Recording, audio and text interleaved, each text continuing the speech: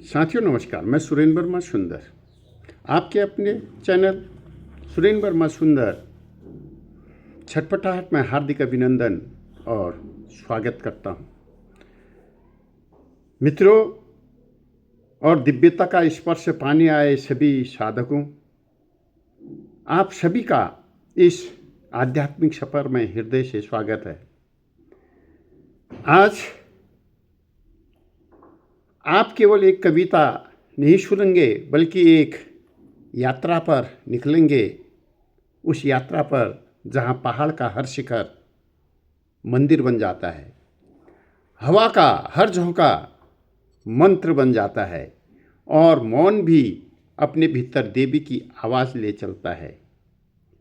साथियों मित्रों, आज की यह प्रस्तुति केवल शब्दों का विस्तार नहीं, एक भावभूमि की अनुभूति है जिसका केंद्र कुमाऊं की पवित्र धरा पर स्थित दूनागिरी देवी का पावन मंदिर है।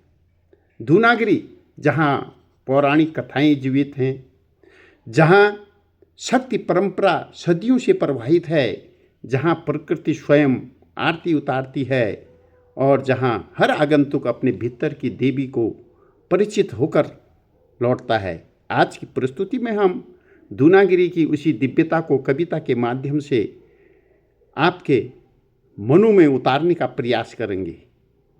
पौराणिक महिमा से लेकर दर्शन के सूक्ष्म अर्थों तक, सांस्कृतिक धरोहर से लेकर आत्मा के आंतरिक प्रकाश तक, कृपया आप लोगों से, सभी साधकों से निवेदन है, कृपया मन शांत करें, श्वास को सहज होने दें और अपने भीतर वह स्थान खोलें जहां शब्द नहीं पहुंचते पर अनुभव पहुंच जाता है। अब आप सभी दूनागिरी माँ की कृपा में स्वागत योग्य हैं। प्रस्तुत है मंदिरों के मौन में दूनागिरी देवी, एक काव्य यात्रा, एक आध्यात्मिक संवाद, एक नमन शक्ति, प्रकृति और संस्कृति को नमन करते हुए। पर्वत की चोटी पर जब मौन बोलता है, पर्वत की चोटी पर जब मौन बोलता है, दूनागिरी माँ का आंचल मन छूता है, दूनागिरी माँ का आंचल मन छूता है। जिस दिल में थोड़ी सी श्रद्धा उतर जाए, जिस दिल में थोड़ी सी श्रद्धा उतर जाए, वो पत्थर भी मंदिर बनकर झरझर रोता है, वो पत्थर भी मंदिर बनकर झरझर रोता है। कहते हैं देवी तक जाने को कदम नहीं चाहिए, कहते हैं देवी तक जाने को कदम नहीं चाहिए, थोड़ा सा विश्वास और समर्पण ही काफ़ी है, थोड़ा सा विश्वास और समर्पण ही काफ़ी है।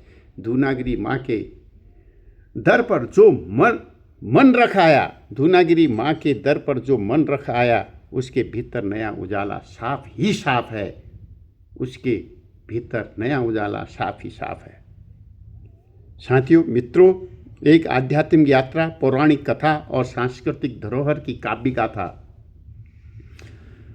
आपके सामने प्रस्तुत है। मंदिर के मौन में जब हवा भी मंत्र जपती है, मंदिरों के मौन में जब हवा भी मंत्र जपती है, घाटी का हर पत्ता, शिखर का हर कण कण देवी का नाम रचता है, देवी का नाम रचता है। और दूनागिरी, हाँ वही दूनागिरी जहाँ शिखरों पर हिम, धूप और तलहटी में आरती की अनंत लौ जलती है, अनंत लौ जलती है। कहते हैं जब वज्र की चोट से पृथ्वी कांपी थी, जब वज्र की चोट से पृथ्वी कांपी थी, तब सती के अंगों से ब्रह्मांड में शक्ति बिखरी थी। कहते हैं जब वज्र की चोट से पृथ्वी कांपी थी, तब सती के अंगों से ब्रह्मांड में शक्ति बिखरी थी। उसी कालखंड में दूनागिरी ने माँ के दिव्य अंश को अपनी प्रकृति में, अपनी गोद में संभाला। यह वही भूमि है जहाँ हनुमान ने संजीवनी की राह पकड़ी, उसी द्रोण पर्वत के चरणों में शक्ति का स्रोत अनंत काल से जगमगाया। कहते हैं यहाँ स्वयं अष्टाधात्री महामाया जागृत शक्ति साधकों पर करुणा बरसाती है। ये शब्द अतिशयोक्ति नहीं होगी साथियों। हवा में मंत्र, पथ में शक्ति, हवा में मंत्र, पथ में शक्ति, सबकी डोर वही दूनागिरी माँ की महिमा का क्या तो छोर कोई जो झुका दे सिर श्रद्धा में, वो पा लेता रास्ता, वरना इस जीवन यात्रा में भटकता चोर कोई। धूनागरी जहाँ साधना हवा में घुली है, धूनागरी जहाँ साधना हवा में घुली है, जहाँ पीढ़ियों की तपस्या घंटियों की ध्वनि में आज भी धड़कती है, वह भूमि है नैष्ठिकों की, कर्मयोगियों की, जहाँ बिना दिखावे की पूजा, बिना आडंबर की श्रद्धा देवी के चरणों में विलीन होती है। यहाँ दीपक जलते नहीं दीपक बोलते हैं, यहाँ मंत्र गाए नहीं जाते, स्वयं ही मंत्र उतरते हैं, और यहाँ आराधना किसी विधि का बंधन में नहीं, मन के समर्पण में पूर्ण होती हैं। धूनागिरी की चोटी मानो आकाश को छूते हुए कहती हो, प्रकृति ही परम देवता है। सामने फैले घाटियों के नीले सागर, दूर हिमालय के रजत मुकुट, पाइन, बुराश और ओक के वन सब मिलकर बनाते हैं एक ऐसा प्राकृतिक गर्भगृह जहाँ हर यात्री स्वयं से मिलता है। माँ के मंदिर तक पहुँचने की हर सीढ़ी आत्मा की एक परत खोल देती है, और अंतिम मोड़ पर जब शिखर सामने आता है, मन का बोझ अपने आप गिर पड़ता है। माँ की चौखट पर आया हूँ, झोली मेरी खाली है, पर आंखों में उम्मीद की रोशनी अभी भी बाकी है। धूनागिरी माँ ने हौसला देकर इतना कहा, तू मांग कम, मैं देने को हमेशा तेरी साथी हूँ।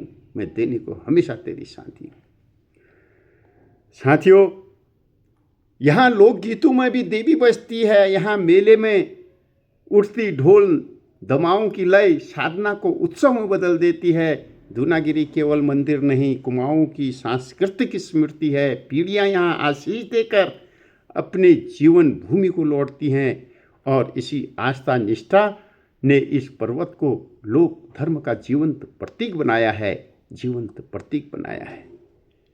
यहाँ की चोटियों में भीड़ नहीं, यहाँ की घाटियों में भी भीड़ नहीं, सन्नाटा बोलता है। हर पत्थर पर धूनागिरी का आशीष डोलता है। जिसे खोजा उम्र भर वही यहाँ मिलता है। देवी बाहर नहीं, भीतर ही खिलती है। माँ धूनागिरी केवल बाहर नहीं, भीतर ही विराजती है। उनकी मौन उपस्थित शक्ति देती है स्वीकार करने की, सहन करने की और उठ खड़े होने की। दूर किसी अलौकिक शक्ति में नहीं, बल्कि अपने ही भीतर छिपे साहस को जगाने में है। धूनागिरी की चोटी पर जो हवा चेहरे को छूती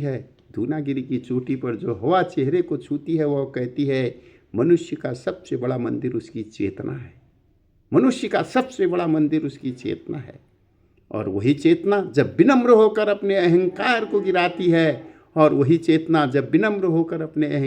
गिराती है, तभी देवी अपने वास्तविक स्वरूप में प्रकट होती है। देवी की अनुगूज जो भी इस पर्वत पर आता है, एक अदृश्य हाथ उसकी पीड़ा का बोझ बांट लेता है। यहाँ लौटते समय लोग बदल कर जाते हैं। यहाँ से लौटते समय लोग बदल कर जाते हैं, जैसे किसी ने भीतर की ज्वाला नया आकार दे दिया हो।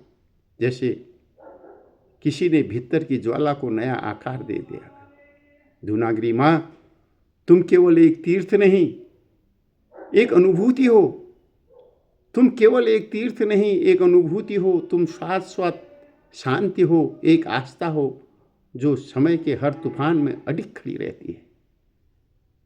नमन है माँ धूनागिरी माँ, तुम्हें, तुम्हारे मंदिर के मौन को, तुम्हारे शक्ति को, तुम्हारे वह करुणा को जो संसार को बिना कहे बिना मांगे प्रेम देती जाती है। नमन है माँ तुम्हारी मंदिर के मौन को, तुम्हारी शक्ति को, तुम्हारी वह करुणा को जो संसार को बिना कहे बिना मांगे प्रेम दे जाती है, प्रेम दे जाती है। साथियों, अगर आपको ये भाव, ये विचार मंदिरों के मौन में मैं श्रृंखला की ये वीडियो अच्छी लग रही हो, अगर आप चाहें तो लाइक करें, कमेंट करें, शेयर करें और सब्सक्राइब करना न भूलें। फिर मिलते हैं ऐसी ही एक नई वीडियो के साथ अतिशीघ्र। आपका आभार, आपका अभिनंदन। सर्वे भवन्तु सुखिनः, सर्वे सन्तु निरामयाः, सर्वे भद्राणि पश्यन्तु मा कश्चित् दुःखभाग्।